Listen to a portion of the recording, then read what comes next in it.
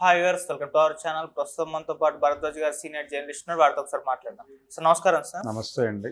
Sir, Jaganmohan Reddy గారు స్వామీజీని మార్చేశారు అన్న టైటిల్ తో కొన్ని ఆర్టికల్స్ వస్తున్నాయి సార్. అంటే అంతకుముందు ఆయన విశాఖ శారదా పీఠం స్వాముల వారితో అన్ని సలహాలు తీసుకునేవారు, యజ్ఞాలు యాగాలు ఇవన్నీ కూడా జరిపించుకునేవారు. కానీ అవేమీ ఫలితాన్ని ఇవ్వలేదు. ఈయన అధికారంలోకి కూడా రావడానికి హెల్ప్ అవ్వలేదు. అందుకని చెప్పేసి ఈయన ఇంకో కొత్త స్వామీజీని వెతుక్కున్నారు. విజయవాడలో ఉంటున్న ఆశ్రమంలో ఉంటున్న ఒక స్వామీజీ దగ్గరికి ఆయన తరచుగా వెళ్తున్నారు. ఇక మీదట పూజ కార్యక్రమాలన్నీ కూడా ఆయనతో చేయించుకుంటున్నారు. ఇవన్నీ ఆయన అధికారంలోకి తీసుకొని రావడానికి హెల్ప్ చేస్తాయేమో చూడాలి అన్న లెవెల్లో కొద్దిగా ట్రోలింగ్ కూడా నడుస్తుంది. మరి స్వామీజీ మార్పు పైన మీరేం చెప్తారు సార్? అంటే సజ్జల రామకృష్ణారెడ్డిని ఇంకా కొనసాగించటం ఏమిటి? ఆయన ఏమో ఉపయోగపడలేదు కదా గత ఎన్నికల్లో. కాబట్టి ఆయన వల్లనే ఓటమి వచ్చింది కాబట్టి ఆయన ఎందుకు తీసి పక్కన పెట్టలేదు అని చర్చ జరిగింది కదా. అవును. మరి ఇక్కడ స్వామీజీని మార్చడం అనేది గొప్ప విషయం, అభినందించదగ్గ విషయమే కదా. స్వరూపానంద ఆయన విశాఖపట్నానికి చెందినటువంటి ఒక స్వామీజీ. ఆయన ఈయనకి ఆధ్యాత్మిక గురువుగా కనిపించాడు. తర్వాత ఆయన్ని ఇప్పుడు ప్రస్తుతం ఆయన పరిస్థితి బాగాలేదు. ఆయన ఆశ్రమాలకు సంబంధించి భూముల వివాదాలు నడుస్తున్నాయి. ప్రభుత్వం ఆయన దగ్గరున్నటువంటి ల్యాండ్ బ్యాంక్ గురించి ఆరాలు తీస్తోంది.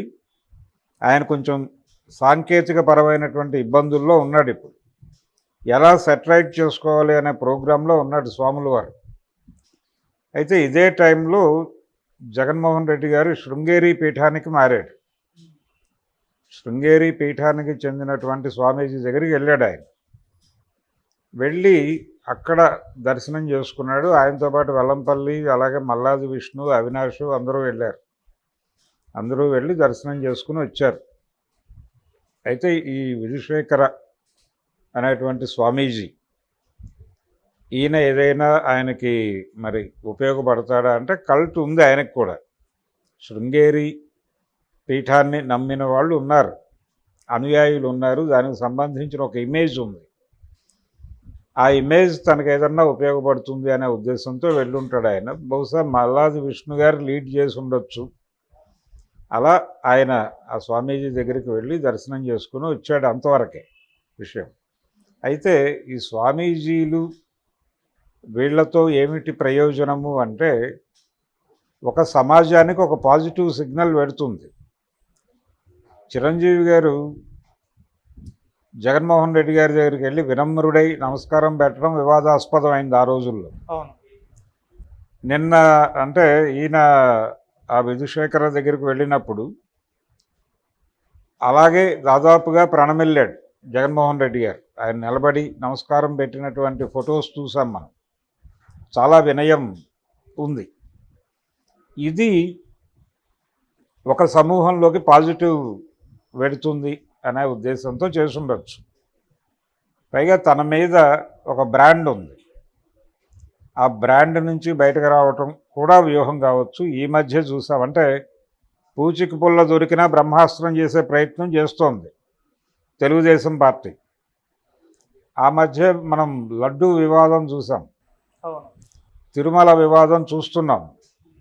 టీటీడీ కొత్త చైర్మన్ గారు కనిపించకుండా జగన్మోహన్ రెడ్డి మీద చాలా విమర్శలు చేస్తున్నాడు ఆయన రోజువారీ. ఈ ప్రాసెస్లోనే ఆయన టీటీడీ ప్రక్షాళన అంటే ఇతర మతస్థులకి ఉద్యోగాలు ఉంటే వాళ్ళని వేరే చోటకి బదిలీ చేయటం లాంటి కార్యక్రమాలు కూడా తీసేసుకుంటున్నాం ఇలా మాట్లాడుతున్నాడు.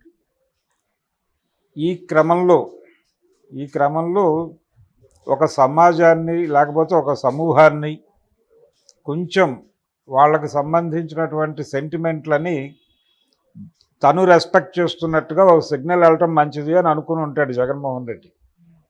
అందుకని వెళ్ళి ఒక నమస్కారం పెట్టాడు. ఇది ఆయనలో వచ్చిన మార్పుకి సూచికగా అనుకుంటే నెమ్మదిగా తన్ని తాను తిరిగి జనాల్లోకి తీసుకెళ్ళి తను ఒక సమర్థుడైనటువంటి ప్రతిపక్ష నాయకుడిగా ఎమర్జ్ అయితే తప్ప నడవదు. ఇవన్నీ ఓకే. ఈ ప్రయత్నాలన్నీ చేస్తూనే తను ఒక సమర్థుడైనటువంటి ప్రతిపక్ష నేతగా ప్రజల్లో ఒక ఆమోదాన్ని తెచ్చుకోవాల్సి ఉంటుంది. ఓకే.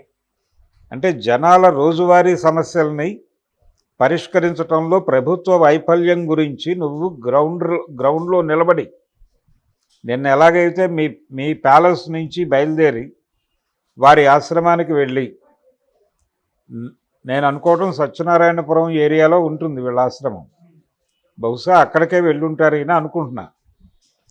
అక్కడికి వెళ్ళి మీరు ఎలాగైతే ప్రణమిల్లారో అదే పద్ధతిలో ప్రజల రోజువారీ సమస్యల మీద మీరు గ్రాస్ రూట్ లెవెల్లో నిలబడి ఫైట్ చేయగలిగితే, ప్రజలకి ఒక సమర్థుడైన ప్రతిపక్ష నేత మాతో ఉన్నాడు అనేటువంటి ఒక భరోసా ఇవ్వగలిగితే ఖచ్చితంగా మీకు అధికారం వచ్చే అవకాశం ఉంది. అలా కాకుండా ఇలా స్వామీజీల దగ్గరికి వెళ్ళి ప్రణమిల్లి బయటకు వచ్చి 2 పొలిటికల్ స్టేట్మెంట్స్ ఇచ్చేస్తే పని అయిపోతుంది అనుకుంటే కుదరదు. ఇంకా ఆ ప్రాక్టీస్ మొదలవ్వలేదు జగన్మోహన్ రెడ్డి నుంచి. 6 నెలలు అయిపోయింది, మీరేం చేశారు అని అడుగుతున్నారు వారిని. 6 నెలలు అయిపోయింది, ప్రతిపక్ష నేతగా మీరేం చేశారు అని జనం అడిగితే చెప్పుకోవడానికి నేను శృంగేరి పీఠానికి వెళ్ళి నమస్కారం పెట్టి వచ్చానంటే కుదరదు కదా. ఆ మధ్య వరదలు వచ్చినప్పుడు మీ రోల్ ఏమిటి, మీరు పోషించిన పాత్ర, ప్రభుత్వం పోషించిన పాత్ర ఏమిటి అనేది వేరే గొడవ. అది 100% సబబా తప్ప, దాని మీద పొలిటికల్ విమర్శ చేయండి, ఓకే. దాంతోపాటు మిమ్మల్ని మీరు ఆత్మవిమర్శ కూడా చేసుకోవాలిగా మీ యాక్టివిటీ మీద. అందుకని ఆ ప్రయత్నం చేయాలి ఆయన. ఈ స్వామీజీలను మార్చుట, అలాగే సలహాదారులను మార్చుట, ఇది ఓకే, ఇదంతా జరుగుతుంది ప్రొసీజర్. ఇది ప్రొసీజరల్ ప్రోగ్రామ్. ఇవి మాత్రమే మిమ్మల్ని కాపాడవు. మిమ్మల్ని కాపాడాల్సింది ప్రజలు. మీకు ఆల్రెడీ ఒక 40% ఒక సెక్షన్ మద్దతు ఉంది మీకు. ఓకే. ఆ మద్దతును కన్సాలిడేట్ చేసుకోవటానికి ఏం చేయాలి అనే కార్యక్రమాన్ని రూపొందించుకుని రాజకీయ కార్యక్రమంలో ఉండాలి జగన్మోహన్ రెడ్డి. అలా ఉండగలిగితే తిరిగి ఆయన అధికారంలోకి రావటం అనేది పెద్ద కష్టమేం కాదు. కూటమి ప్రభుత్వం మీద ప్రజలు క్రిటికల్గానే ఉన్నారు. క్రిటికల్గా ఉండటం మాత్రమే కాదు, జాగ్రత్తగా గమనిస్తున్నారు ఏం జరుగుతోంది, ఎలా జరుగుతోంది. అంటే ఇప్పటివరకు వీళ్ళు చూపిస్తున్నటువంటి ప్రోగ్రెస్ అంతా కూడా కేసులు పెట్టడంలోనూ దీని మీద ఉంది తప్ప గ్రౌండ్లో జనాలకి అందుతున్నది ఏమీ కనిపించటం లేదు.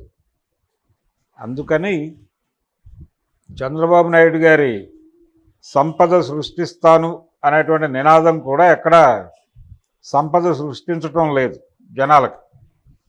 ఇంకా ఆయన సంపద సృష్టించే విద్య జనాలకు పూర్తిగా ఇవ్వలేదు. ఆ ఇవ్వలేదు అనేటువంటి విమర్శ ఉంది జనాల్లో. సో కొన్ని సమస్యలు కలవు. అలాగే ఎన్నికల హామీల అమలు గురించి మీరు రోడ్డు మీదకి వచ్చి ప్రశ్నించండి ప్రభుత్వాన్ని, ప్రజలతో కలిసి. ఆ పని చేసినా మీ క్రెడిబిలిటీ పెరుగుతుంది. అది కూడా చేయట్లే జగన్మోహన్ రెడ్డి.